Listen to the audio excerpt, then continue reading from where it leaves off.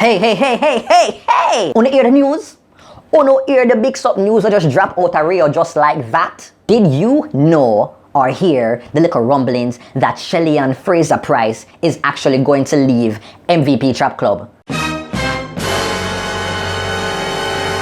If you don't know, MVP Track Club is where Shelly-Ann has been training since the genesis of her professional career. At Desomeka, she's been training with Stephen Francis, and you know that group kind of led with Bruce James. Everything seemed like it did alright up until this year, where reports start to come in say she wasn't really liking the training and the vibe there. A few days ago it did come out and Bruce James denied. Only for it come out mostly 2 days ago. So Shelly-Ann actually talked to Stephen Francis, the head coach at MVP, and tell him say she don't really have confidence in their abilities to really develop and grow her.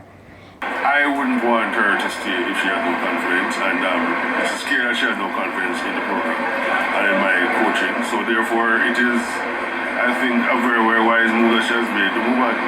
And if she feels so, just a good move for her, but more to know, what is your thoughts? Do you think it's a good move for Shelly? Do you think it's a bad move for Shelly? Do you think it is because Elaine is there now and, you know, as MVP seems only can focus on one star athlete at a time, and Shelly need to, you know, get all of that attention and get that real solid training?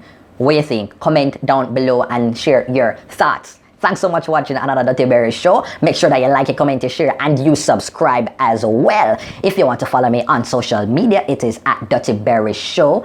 And if you want to email me and just talk to me and chit chat and book me or anything like that, it is dirtyberryshow@gmail.com. Thanks for watching. Big up on yourself. Pew.